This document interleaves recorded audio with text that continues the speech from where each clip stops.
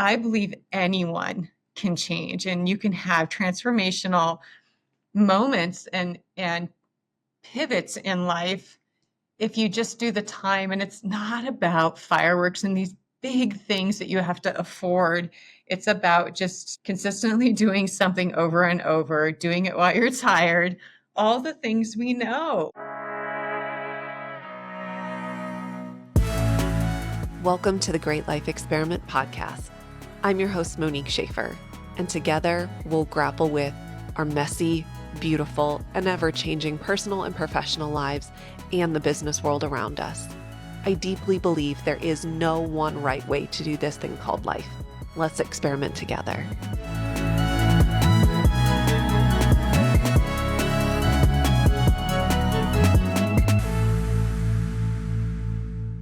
As a quick reminder, friends, please note that this podcast is an independent production, and the information presented here and views expressed here reflect my personal opinion and do not reflect the views or positions of any organization or company that I'm affiliated with. Enjoy the episode. Hello and welcome everybody to the Great Life Experiment podcast. I'm your host, Monique Schafer. And today I am so excited and so honored to have Katie Kruger joining us today. So welcome, Katie. What I'm so excited about for today, and I know this is going to be a wide-ranging conversation. This is going to be a conversation about life experience and the fact that we can change and we can transform. And Katie talking through her personal experience, how she was raised, what she's experienced in the corporate world, and over again in incremental ways, transforming. I think sometimes we feel like we all have to blow up our lives in order to transform, or we are who we are and we're stuck in one place. And so I'm excited to share Katie's story. And as we all know, I firmly believe there is no one right way to do life. And so I'm excited for her to share her experience. And I hope that you get something from her story. A little bio about Katie, and then I will turn it over to her to share her story. Katie was raised in rural Alaska, and she had faced many challenges and family issues, and definitely had responsibilities way beyond her years. And she's going to touch upon this. And she made the decision to join a very exclusive male workforce in Alaska in the remote oil fields. And that also really motivated her to go to college and find that next step in her career. Early in her career, she worked on planning Colorado's most iconic master plan communities. Later, she drove marketing and advertising and PR campaigns and was an account executive for a national advertising agency. And through her journey, she has met with more than 1,200 young people in an effort to share her network and help other people find their first step in their career. Katie was honored in 2016 by the Colorado PowerBook Award recipient, a 2023 Executive Voice featured by the Denver Business Journal. She has served in a leadership capacity for the Denver Metro Chamber Legislative Policy Council and has also taught the finance department, University of Colorado, Denver. She is an economist. She is a mother. I would be remiss if I didn't just say is a lovely person that has so much heart. And I think it's easy to have the takeaway that Katie is somebody that has just climbed the corporate ladder and award and board positions. And she has done all of those things and it is incredibly accomplished.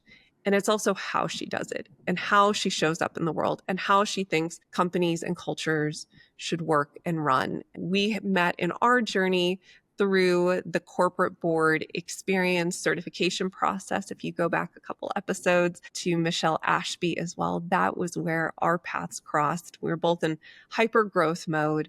And I was just so struck by her story, her achievements. She gives amazing advice, and we'll talk about that as well, but just very much her heart as well. So thank you for joining, Katie. Thank you for having me, Monique. And just you mentioning Michelle and the ACE program, it was so immersive and we were so bonded.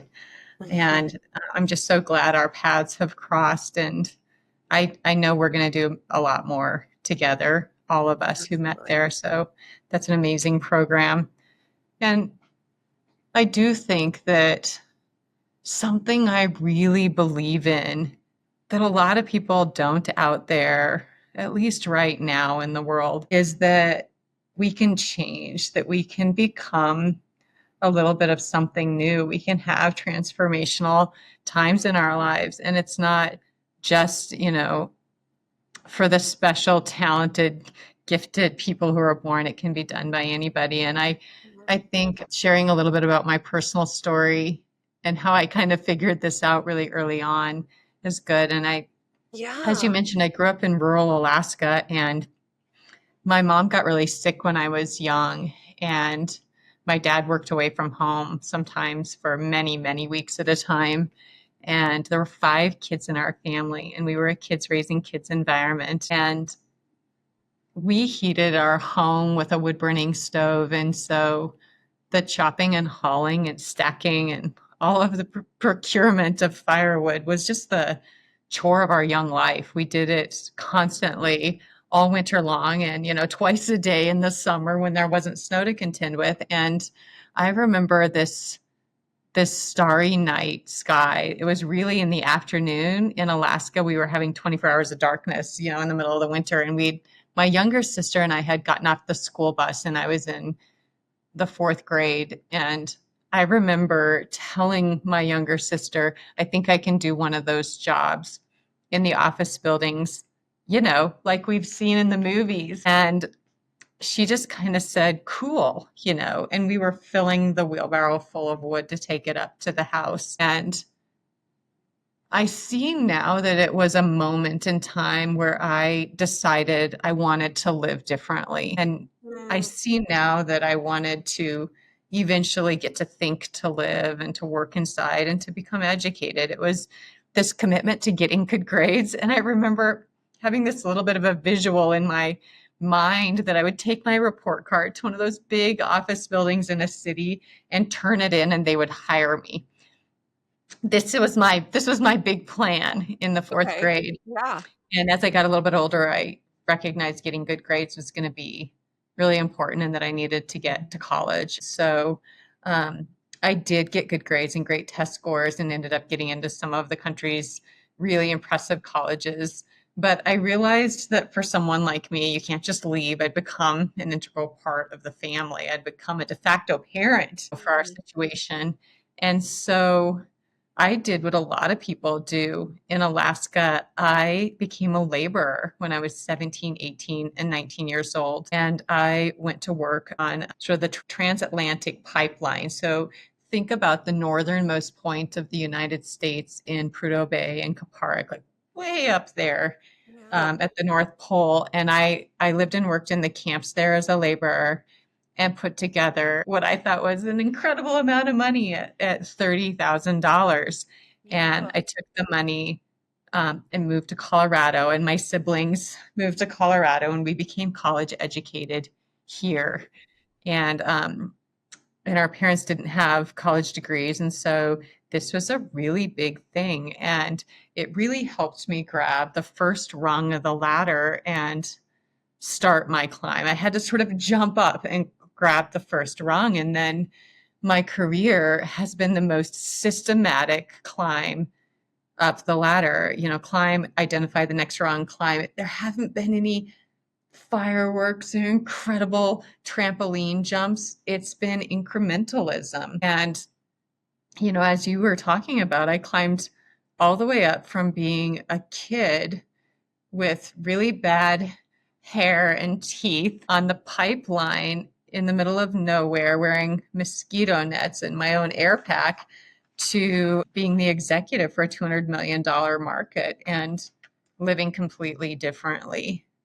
And so that was the first time in my life where I realized how change can happen. And then I've been able to repeat it a few times in my career and have these amazing results. Thank you for sharing your background and more of your story, because I think so often how we view people is what we see on LinkedIn, and here's your resume. And for you, right, CEO of a 13 billion industry trade organization, leading over 900 people, right? Nearly 200 million in revenue, right? Working for a large publicly traded company, a Fortune 150 company. But so often that's what we see and that's how we know people. And so I think it's helpful to understand that it's not like your parents were in that space and groomed you and mentored you and you followed the exact same path they did, but you really carved your own path. And I think so many of us are either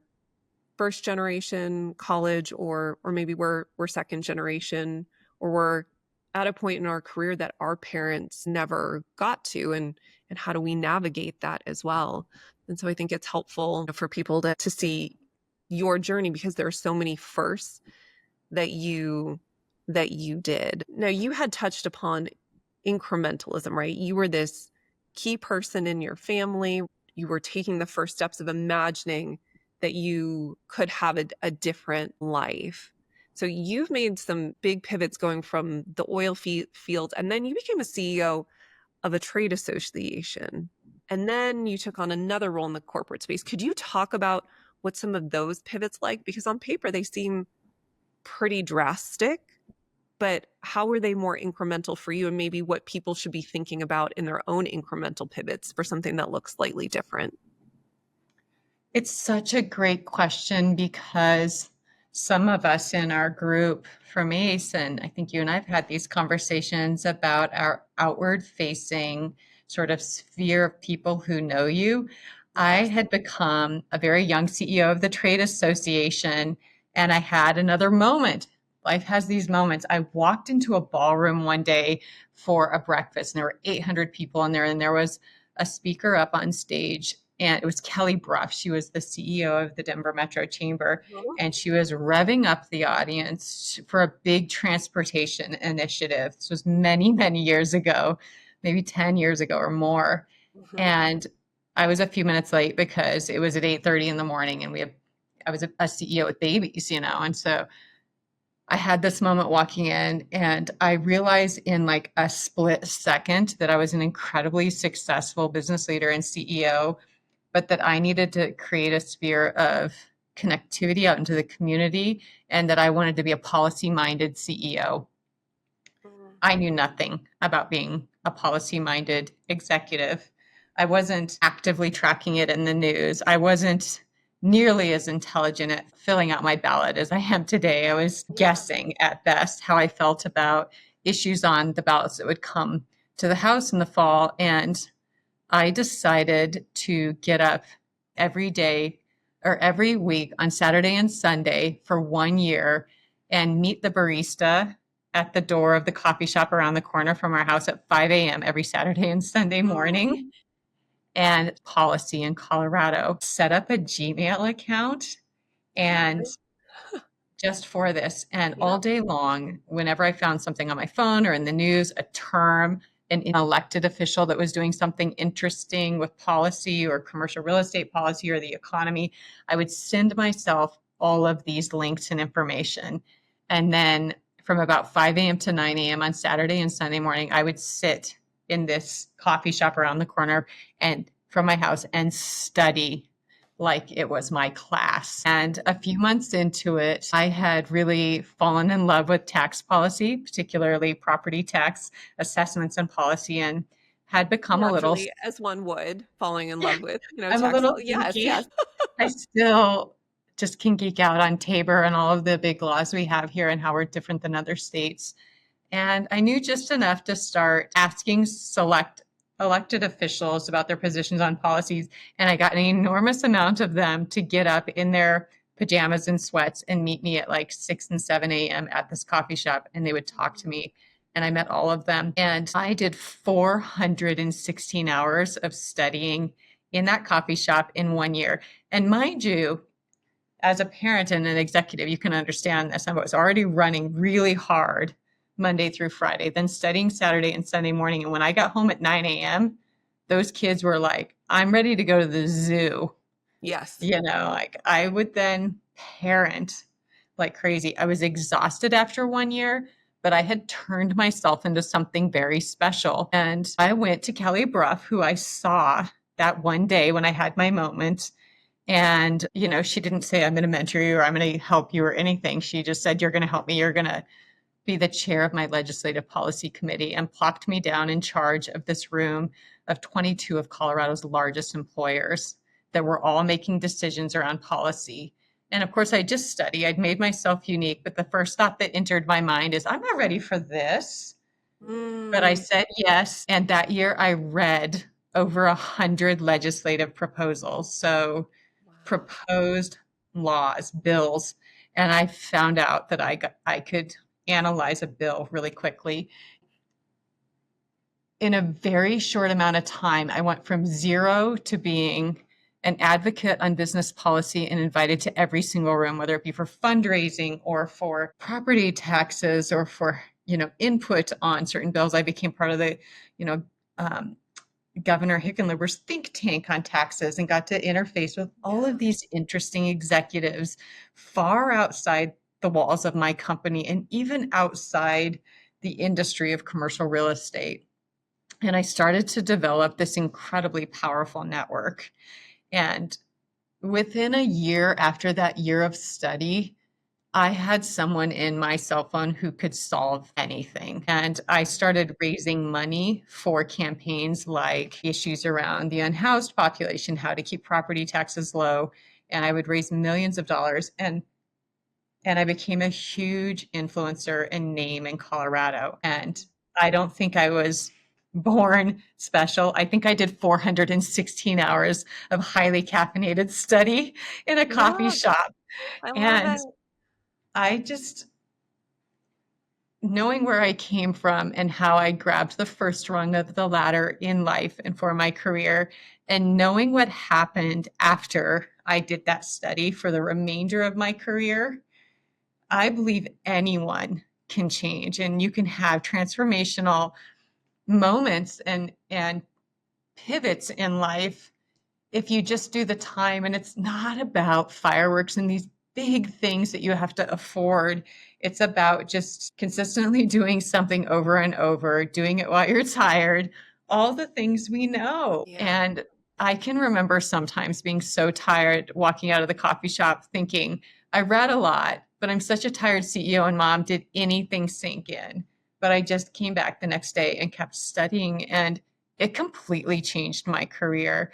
It was not very long after that that I was widely recognized across the state for awards. And then I transferred into the corporate world at the highest level because I had the connectivity to the people.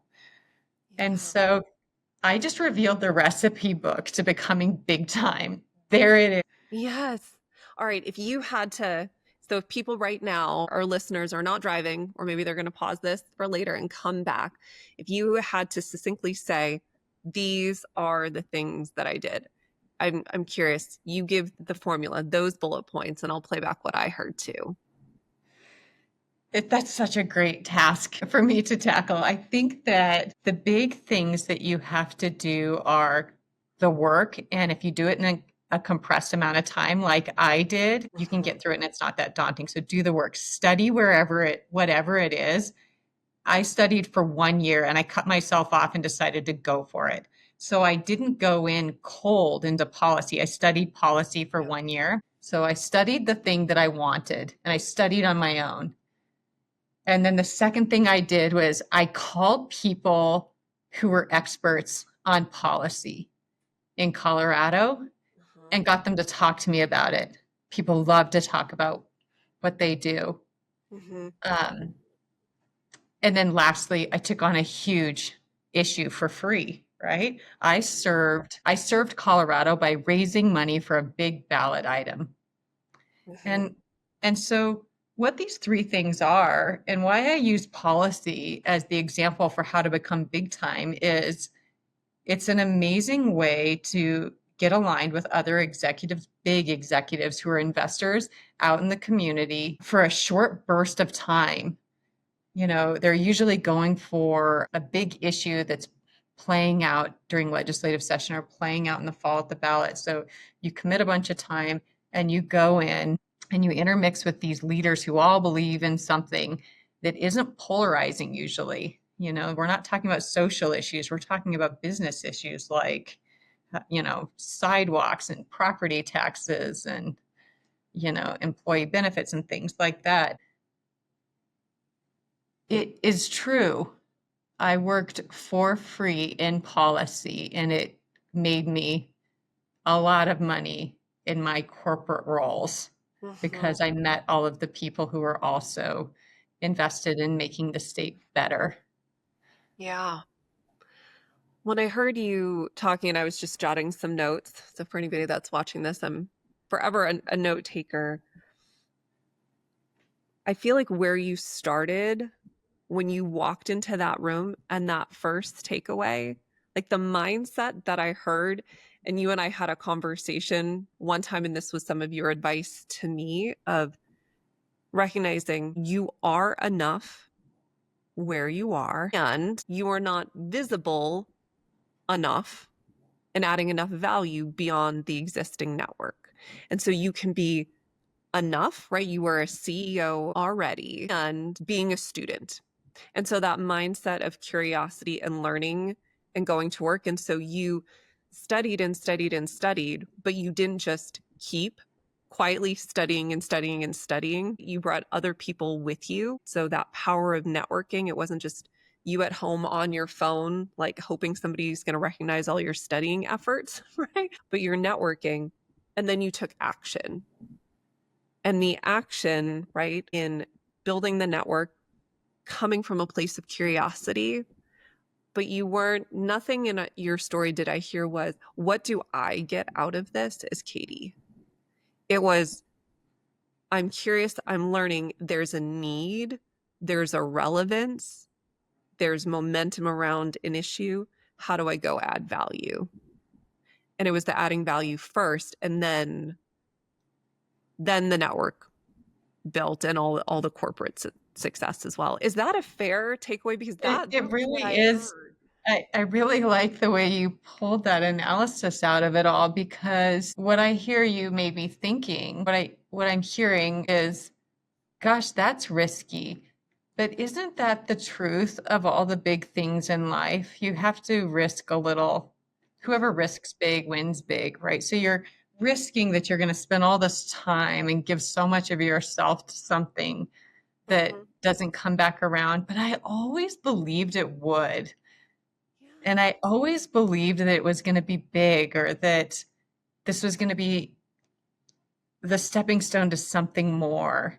So I Yeah. never doubted that. And I think that mindset's probably important. Yeah.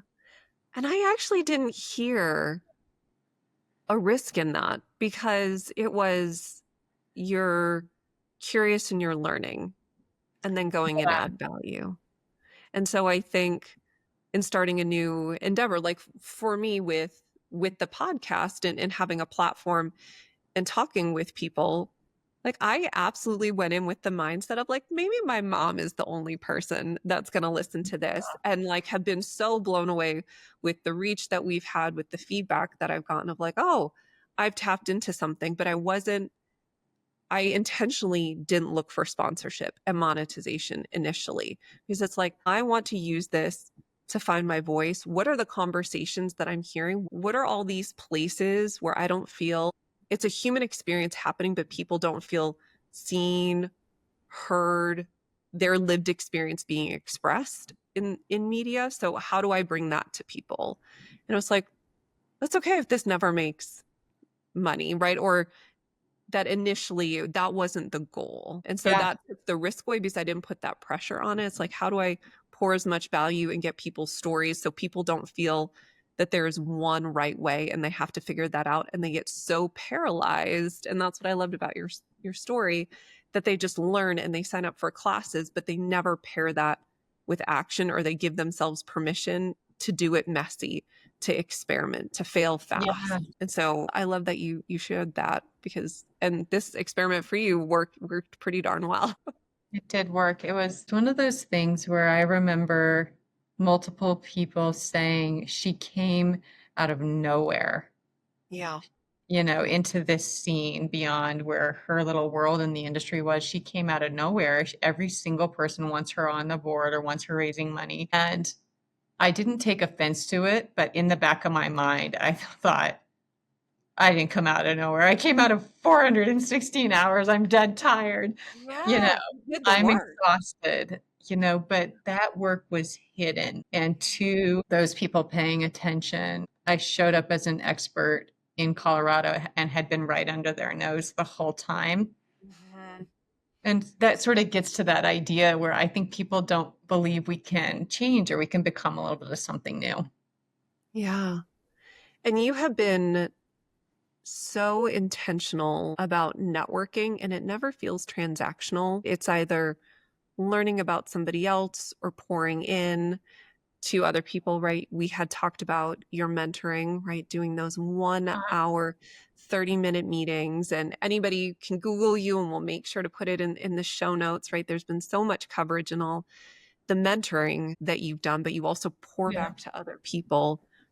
And I wonder, going back to transformation and those leaps. So we talked about you from the oil fields, and then we talked about you already as a CEO, and then that next jump. I'm assuming a good chunk of your mentoring meetings, people ask you, how did you do that first transition into becoming a CEO? Yeah. And I always say I didn't have a trampoline jump or a big moment where I skipped a bunch of rungs on the ladder. It was the most systematic climb up. And that doesn't mean that I saw all of these steps coming. I had become a person who would say yes to everything and kind of I did marketing and policy and some of that stuff. The company where I became CEO and the board came to me and said, "We think you should be our next CEO." I was 8 months pregnant. I thought Oh, wow. inside myself, Monique, I screamed, "No!" But on the outside of me, I said, "Oh, wow. Let me think about it. And can we talk tomorrow?" And I went home and thought, "Oh my gosh, this is crazy." But again, you take a minute and say, what is this in front of me? How does this play out in 1 year and 5 years? Does this come up again? Why is this happening? And a lot of times when you answer those questions, Mhm. say yes. And you say Yeah. yes.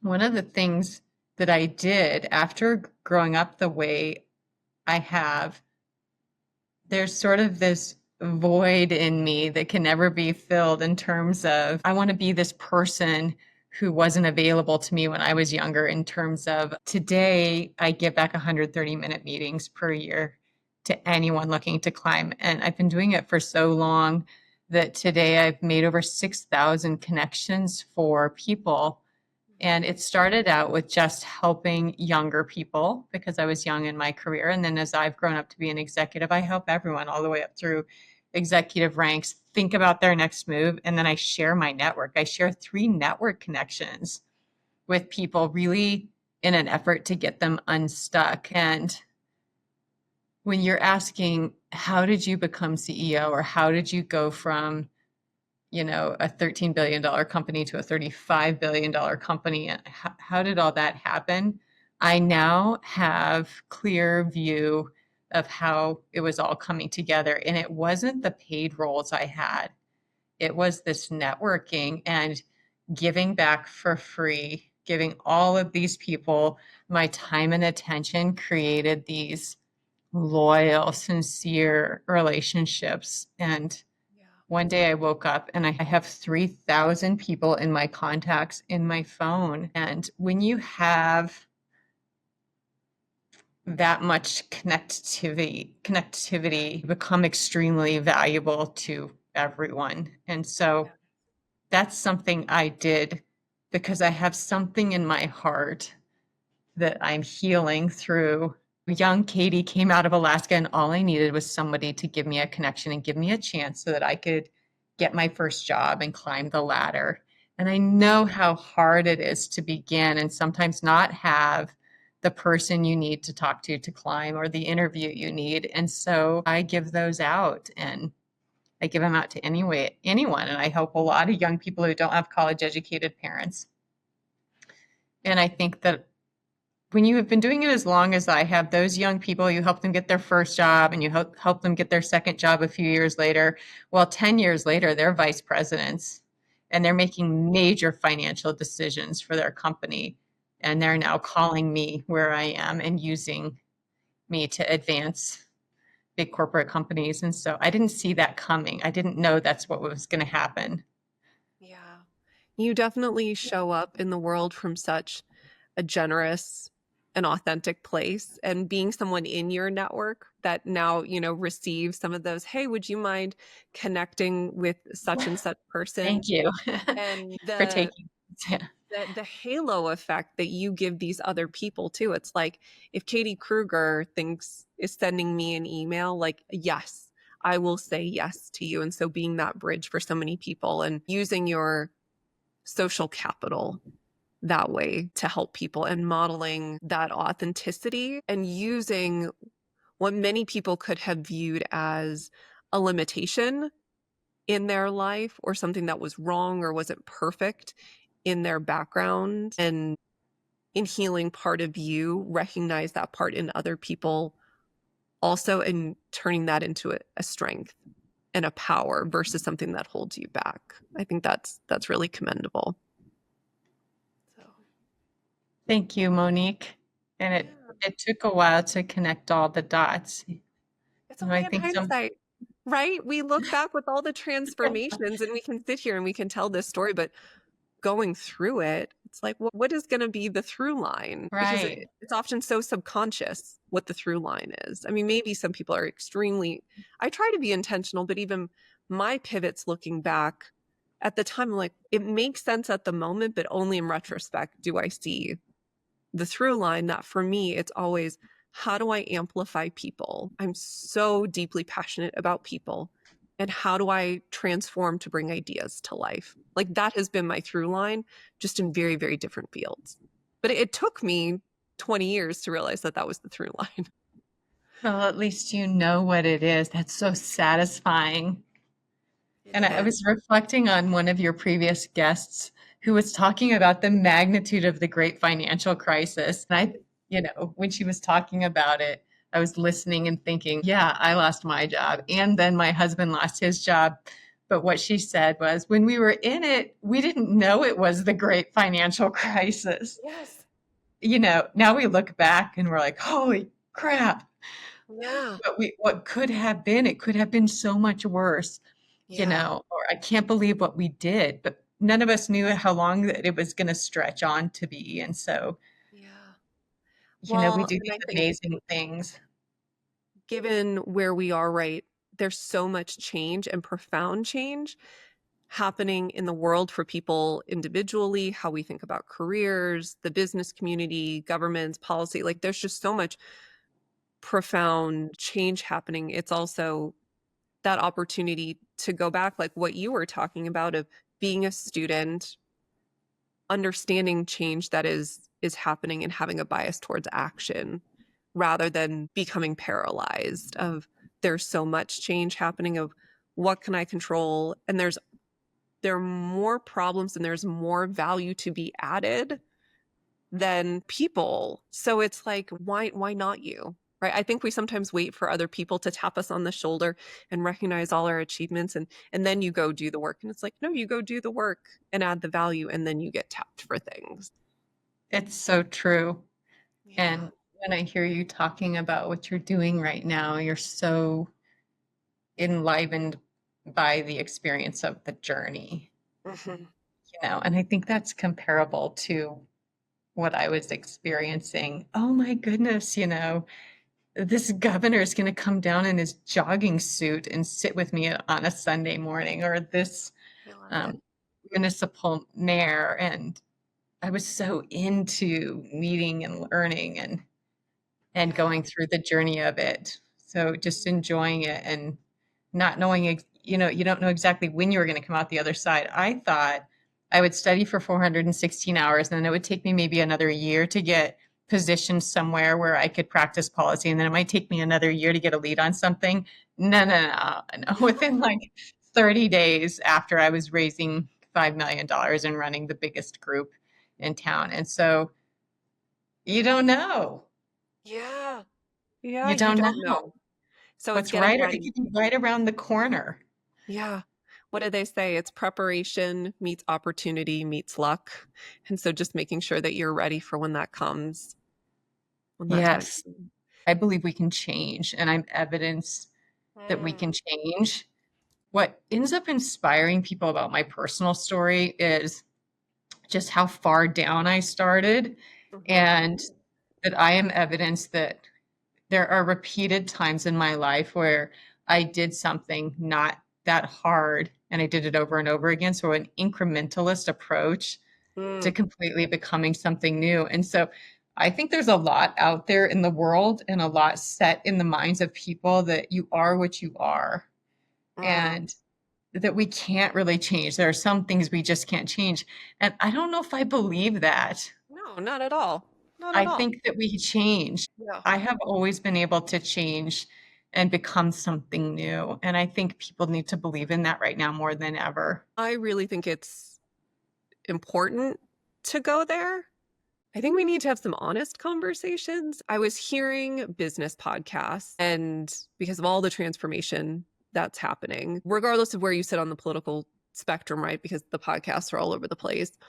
And then it was all my podcasts talking about perimenopause, which, like, God bless those women because, and guys, thank you, Peter Attia, for, putting stuff out there. But I was like, I don't want to talk about perimenopause, but it's like you, I have so many meetings every week. I mean, I probably have, 7 to 9 meetings a day.